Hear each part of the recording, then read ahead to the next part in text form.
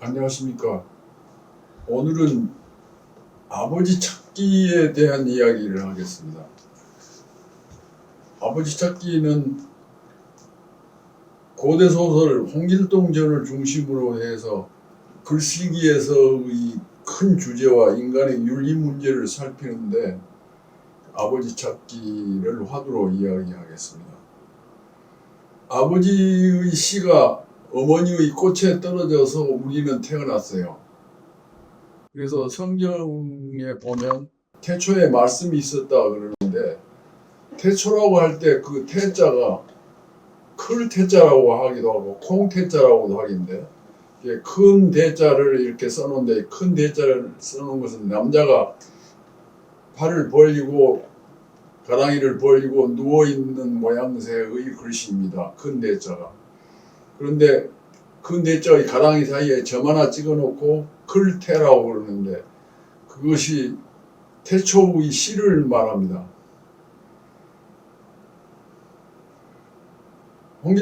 홍길동전을 중심으로 해서 이야기하겠습니다. 홍길동전은 어떤 소설인가? 지은이가 허균이라고 알려져 있습니다. 당시 개혁적이고 진보적인 인물이었습니다. 조선조에서의 줄거리는 대략 이러합니다. 홍정승 집안의 서자인 길동은 정승 집안의 아들이기는 하지만 정승인 아버지를 아버지라 부르지 못하고 상사람들이 양반을 대할 때 부르는 혹은 벼슬아치 양반의 일반적인 호칭인 날이라고 불렀습니다. 그러니까 아버지라고 부르는 게 아니라 날이라고 불렀던 겁니다. 그 서자이기 때문에. 인권이 짓밟히고 슬프고 억울한 삶을 살아야 했습니다.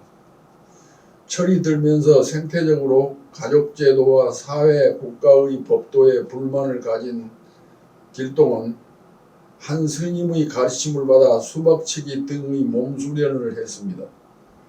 칼쓰기도 배우고 어느 날 아버지를 해하려고 침입한 무례한을 수박치기로 제압합니다. 그리고 아버지를 아버지라고 부르기 위해 의정 노릇을 합니다. 비뚤어진 국가 질서, 적자와 서자를 차별하지 않는 국가 사회 법도를 바로잡기 위해 투쟁을 한 것입니다. 산속의 산적들의 졸개들을 모두 제압하고 그 세계로 들어간 그는 의적으로서 활동을 하고 전국의 의인으로 알려졌습니다. 그는 국가 법을 바로잡는 일을 합니다. 적자들이 못한 올바르지 못한 국법을 서자인 그가 의적인 그가 바로잡은 것입니다. 드디어 국가의 법 그 자체인 임금의 명에 따라 아버지를 아버지라고 부를 권리를 얻습니다. 그것은 적서의 차별이 없는 인권이 바로선 세상을 만든 것입니다. 그것은 사회 질서를 바로잡는 그런 혁명이었습니다. 그런 그가 마지막에 택한 길, 그러니까 홍길동전의 마지막 결말은 어떻게 되어 있냐면 홍길동이가 율도국을 건설하려고 배를 타고 그를 따르는 많은 부하들을 데리고 배를 타고 한 미지의 섬으로 바다 저쪽에 있는 미지의 섬으로 찾아 떠난다는 이야기입니다. 그것이 홍길동전의 아버지 찾기의 결말입니다. 그런데 그 결말은 너무 좀 허무한 듯 싶습니다. 그것은 무슨 의미를 가지고 있을까? 우리들에게 있어서 아버지란 도대체 무엇인가? 한국의 유교적인 전통 가옥의 구조를 보면 공자, 맹자 등의 성인들이 유학에서 추구한 아버지의 존재를 알 수 있습니다.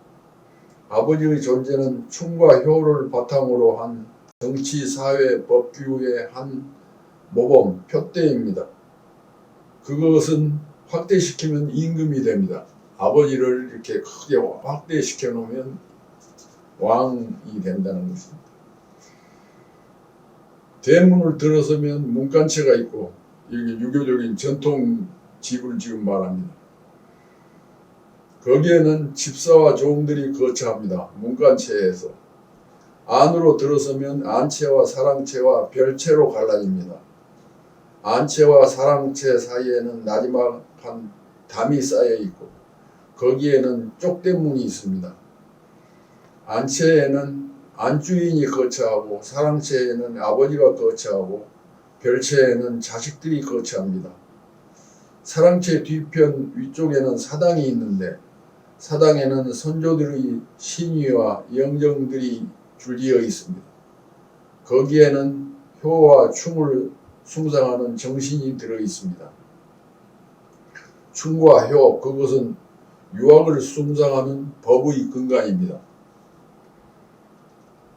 모든 건물들은 그 집안을 지배하는 아버지의 사랑채를 중심으로 배치되어 있습니다. 그 집안의 정신은 아버지에게서 찾아야 합니다.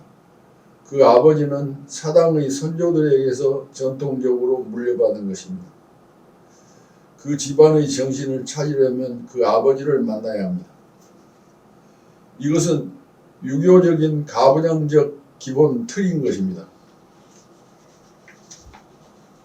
그런데 한 가족의 지배자인 아버지는 늙어 죽을 때 아들의 손에 의해 땅에 묻힙니다. 아버지는 아들에게 정신을 물려주는 것이고 장차 아들은 아버지가 되는 것입니다. 전 세계의 신화의 세계에서 보면, 그러니까 신화학을 읽어보면 왕은 그 부족 중에서 가장 힘이 센 자인데 그 왕의 자리를 물려받을 사람은 그 왕의 다음으로 힘이 센 자입니다. 왕은 신의 계시를 받은 자이고 신이 임명한 사람이랍니다. 그 왕의 자리를 차지한 자는 자기의 이전 왕을 죽인 자인 것입니다. 그러니까 자기 손으로 아버지를 죽여서 땅에 묻고 그 아들이 아버지가 되듯이 왕도 마찬가지 순서를 밟습니다. 아버지는 제왕적인 위력을 가졌는데 전지전능한 신의 다른 이름입니다. 아버지는 신의 명에 따라 그 자리를 차지하는 것입니다. 신은 인간이 공부를 하고 수련을 한 결과 도달하는 완성된 존재라고 알려져 있습니다. 신은 완성된 존재라고 생각하고 그것은 깨달음을 얻음으로써 그런 존재가 된다고 생각하기도 합니다. 그러니까 신은 전지전능하고 무소불위, 없는 곳이 없고 그런 존재입니다.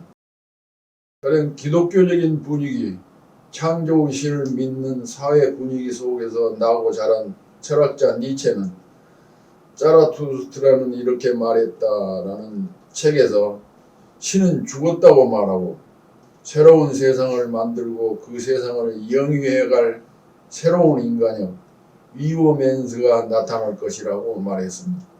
위오맨스, 일본의 학자들은 초인이라고 번역했습니다. 그런데 우리나라의 그 젊은 번역자들은 그 위버맨스를 그 초인이라고 번역하는 것은 그 제대로 번역한 것이 아니라고, 위버맨스는 그냥 위버맨스라고 부르는데 새 세상을 영위해 나갈 새로운 인간형을 위버맨스라고 하는 것입니다. 그것을 우리말로 마땅한 번역어가 없습니다.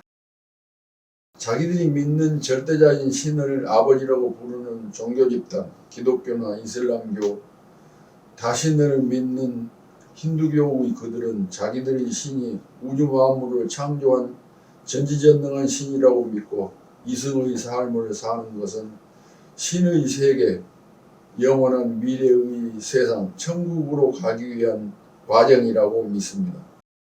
인간의 삶의 종국이 신의 천국에 가는 것이라고 믿고 실천하는 것입니다. 그렇기 때문에 참으로 믿는 사람들에게는 현세의 삶은 의미가 없고 미래 천국에 갈 준비를 하는 단계에 지나지 않는다고 사람들은 생각하는 것입니다. 그들은 영생을 주장하니까요. 그러면 홍길동은 왜 율동으로 들어갔는가? 그 의미를 정신분석적, 신화적으로 들추어 보겠습니다. 그것은 한마디로 홍길동 자기가 아버지가 되려는 것입니다. 율도국으로 들어가는 것은 그 말이에요. 홍길동 전의 저자는 왜 그 소설의 마지막을 그렇게 썼을까? 서구의 신화 속의 세계에서라면 홍길동은 자기로 하여금 아버지를 아버지라고 부르게 허락한 그 왕을 죽이고 홍길동 자신이 왕이 되어야 하는 것입니다. 서양의 신화 세계 속에서라면 그래야 한다는 것이죠. 그런데 홍길동 전의 지은이는 어찌할 수 없는 조선족의 공명사상에 깊이 물든 유학도인 것입니다. 충효사상에 깊이 물든 유학도이기 때문에 그렇게 하지 못했다는 겁니다. 유학자들의 삶은 충과 효를 앞세운 사람, 절대로 왕을 죽이고 스스로 왕이 되어서는 안 되는 것입니다. 그 왕에게는 오직 충성해야만 하는 것입니다. 그래서 율도국으로 들어가도록 소설을 결말지었다, 그런 얘기입니다. 이건 좀 다른 얘기인데, 일제 식민지 시절에 급진보적인 민족적인 자각을 하게 된 청년들 사이에서 살북이라는 조직이 있었다는 이야기를 들었습니다. 살북에는 아버지를 죽이는 모임이라는 거예요. 왜 그랬을까? 일본 정부의 앞잡이 노릇을 하는 이완용 같은 아버지, 일본으로부터 백작의 자기를 받아 호의호식하는 자, 그런 아버지들을 제거하자는 자들이 있었다는 것입니다. 제거하자는 아들들의 모임이 있었다는 거예요.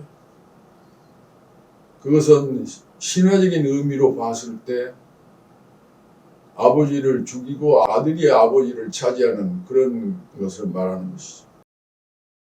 저는 그렇게 생각합니다. 어떻게 그럴 수 있었을까? 나는 그것을 반은 믿고 반은 믿지 않습니다. 오늘 강의를 통해 무엇을 깨달았는가요? 이 주제와는 약간 다른 이야기일 수 있는데 세상은 유신론자와 무신론자로 갈라진 것으로 보입니다. 거기에 다원론자들이 있습니다. 나는 미리 이야기한다면 합리주의적인 다원론자입니다. 신을 부정한 석가모니주의자이지만 범신론적인 생각을 가지고 살아갑니다. 말하자면 신을 통한 영생 혹은 윤회를 믿지 않지만 모든 존재하는 것들은 신적인 영혼을 가지고 있고 내가 죽으면 나의 영혼과 몸뚱이가 산산이 흩어져 미세하게 원소로 분해되어 우주에 존재하는 모든 것들을 속으로 스며드는 방법으로 영생할 것이라고 저는 믿습니다. 제가 만약에 죽은 다음에 화장을 하면 저의 모든 것이 날아가서 구름이 되고 구름에 섞여서 비가 내려서 모든 들풀이나 농작물이나 바위나 이런 것에 뿌려져서 그런 채로 그것들에게 흡수되어서 영생한다. 그렇게 나는 믿는다는 것입니다. 나의 생각, 그것은 매우 모순된 것일 터입니다. 세상은 합리주의자의 평가에 의하면 모순된 것으로 가득 차 있다고 저는 생각합니다.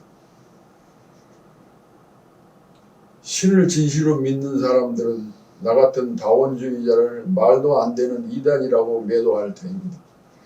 그런데 오늘날 대개의 사람들은 아버지 노릇을 하려고 하는 자들을 꼰대라고 매도합니다.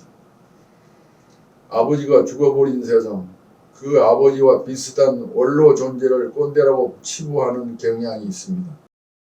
살아가면서 주의할 것은 남이 믿는 신을 부정하거나 자기 신만 오로지 최고의 신이라고 오직 그 신만 구원에 이르게 한다고 주장하는 것은 이기적인 것일 수 있다고 저는 생각합니다. 남의 신을 인정하는 자세를 가져야 합니다.